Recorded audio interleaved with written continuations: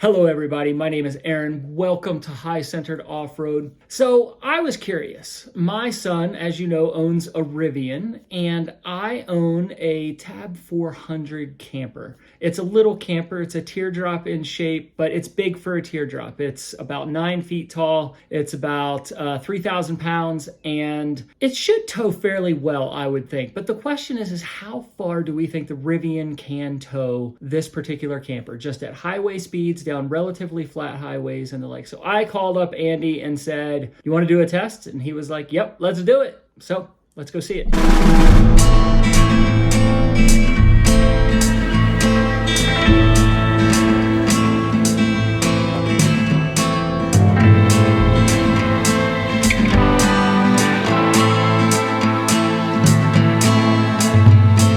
Andy, so here's the deal.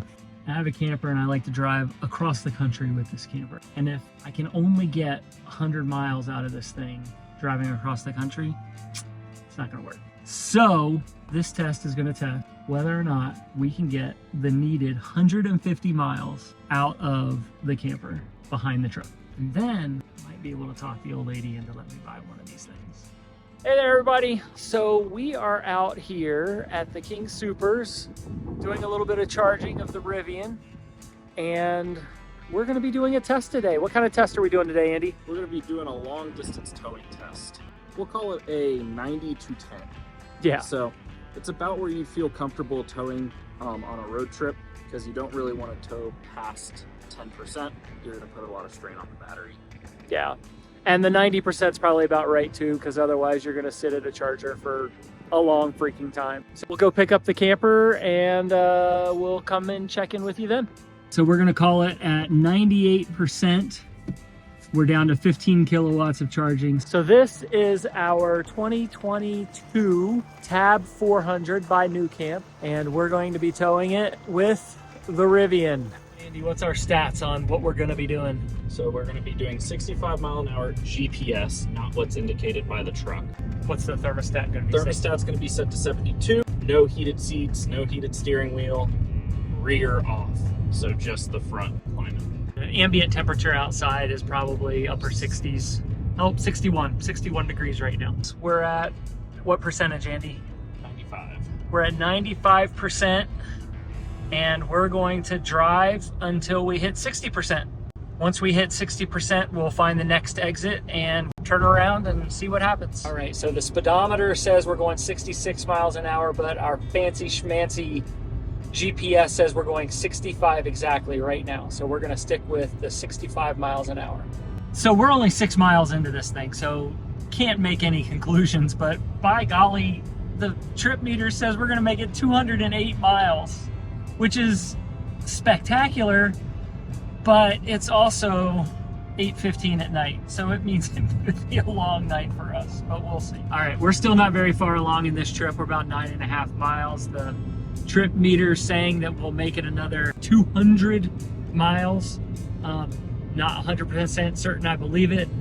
We're gonna go 65 miles an hour. We're not going to hug up behind any trucks or anything. This is gonna be as real world as it gets. We're gonna drive to 60% out I-76 here, and then we're going to turn around and come back, and then we'll work our way down to about 10% going between some exits that are closer to home where we can charge. So Andy, what is your thought? What mileage do you think that we'll be able to get to 10%? And then if we extrapolate that out, what do you think the total range would be pulling the Tab400 back there? I think we will get 130. Extrapolating range, it will be 140. Gotcha. So you think we're going to lose quite a bit? I do. I'm going to be a little more optimistic, I think, despite the fact that I am the guy who has to put his money up if it doesn't do it. But I think that we'll make it, extrapolated out, 165. So that's probably what, 140 on our trip. So let's see what happens. We'll see what happens at the end. Let's go. Well, the weather is turning. We still, according to the weather app, have a tailwind. Although that flag we saw back there was kind of more crosswindy. So let's say we have a crosswind, which isn't ridiculously great. But looks like we're getting ready to head into some weather. You can see the road, it's dry in the tracks, but wet on the outsides of it. See what happens. Obviously rain doesn't help much with range, but we'll see. We're 32 miles in. We are down to about 72%. I don't know if you can see that over there. And we've used about 31 kilowatt hours. So this thing has 130 kilowatt hours. So we're down quarter tank. The gasometer still says 174 miles, but the efficiency meter says we're getting about 1 kilowatt per mile, which means we would only get 130 on a full tank. And we're down a quarter tank. Not sure about the whole gasometer, but we'll see how it goes. We'll check in a little bit. Well, we are right at 61%. We've gone 45.7 miles and we've used 44.3 kilowatts of energy. So we're gonna go ahead and turn around and start heading back.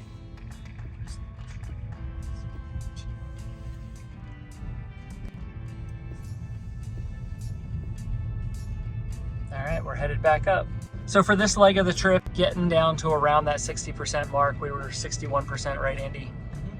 It was about exactly 1 kilowatt per mile. So extrapolated out, you're right at the 130 miles. Obviously, it was a little bit stormy out here. We didn't hit too much rain, but you said we had a pretty wicked crosswind. We're gonna head back. We'll see how it does on the way back. Same speed, 66 miles an hour. Actively trying not to get up behind any trucks or anything to that effect, and we'll see if this gets any better. Well, we turned around not that long ago. We're at 56.3, but as you can see, we're getting a little bit of precipitation out there. We can definitely feel the wind, Andy? Yeah, can feel the wind. Your truck doesn't have the best road tires, right? What does yours have? All terrains. So you've got all-terrain tires, so that automatically gets you slightly less range. 11% less. 11% less. So be interesting to see what this would do if it did have the road tires on it as well. But right now we're doing a little bit worse. We're coming from Brighton, Colorado, and we went to up towards Fort Morgan. That actually is lower in elevation, Fort Morgan is. So we probably are right now gaining in elevation. By the time we get back to Brighton, it'll be about 400 feet. So we're getting slightly less. How much are we getting, Andy? 0.96. We're getting about 0.96. We were at about 1.02, and that's a mile per kilowatt hour. So we'll check in again here pretty soon. So we are 27 miles from the storage place, and we're at 43%, but the meter still says we're gonna have 74 miles left when we get there, which I think we all know is inaccurate. So a little disappointing that the computer can't figure that part out a little bit better. Were you saying there's an update supposed to be coming out for towing? What's it supposed to do? Add towing profiles. It's supposed to be a big towing upgrade. I think also that you can use the truck bed camera as your rear view camera instead of the one right on the tailgate. All right, we'll check in again in a bit.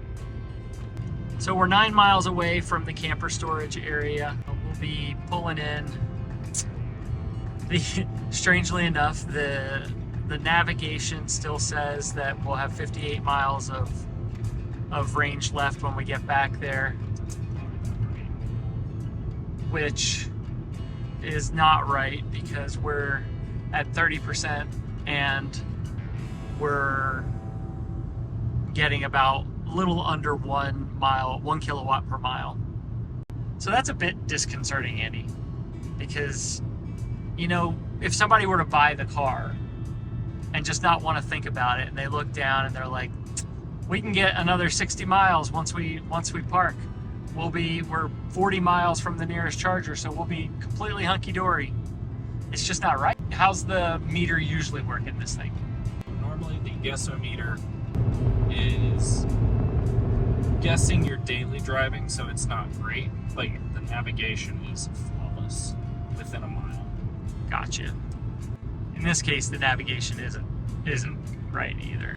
So that's a little disappointing.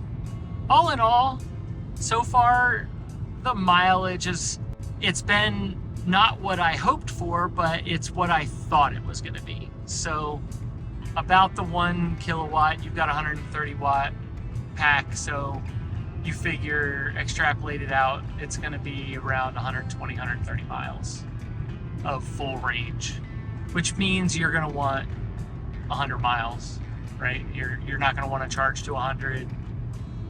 You're not gonna wanna get to 0. So you figure you get 100 miles of range. Is that about what you're thinking? Yeah, charge to 90, arrive at 10. Yeah, exactly. All right, we'll get the final numbers once we get back to the storage. Well, we're getting off. We've driven 88.4 miles, used 92 kilowatts so far. We're just a couple of miles away from the camper storage area, so that's not going to change too much. But we'll get the camper put away, get to a charger, and let you guys know how it went. Do some calculations.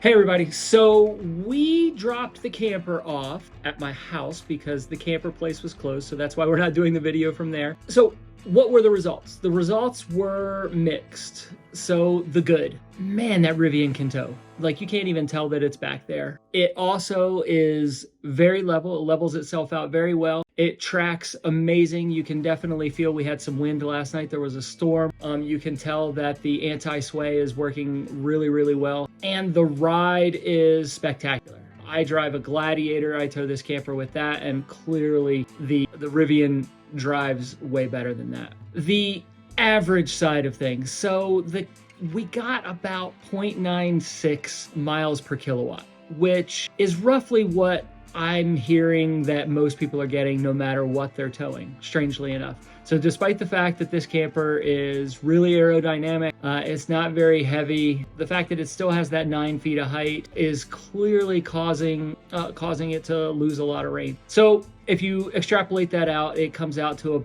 about 130 miles of range that you get, which means that if you're towing this particular Tab400, you're probably going to want to make sure you're going to stop about every 100 miles. If you think about the fact that you're going to discharge to about 10, you're going to charge to about 90, you need probably right around 100 miles of space between your chargers. So mixed bag results. I'm going to keep my money right now because I need to tow a little bit further than that, but maybe the max pack, maybe the dual motor, who knows? Let's see what happens. So I'm curious. nuCamp also makes a Tab320, which is shorter, and they make a Tag, which is even shorter yet. So it's much, much smaller. I'm curious as to what the range test might look like with that. If you're curious about that as well, toss a comment down in the comments section and we'll see what we can do. We'll see if we can find a Tag and a Tab to go test.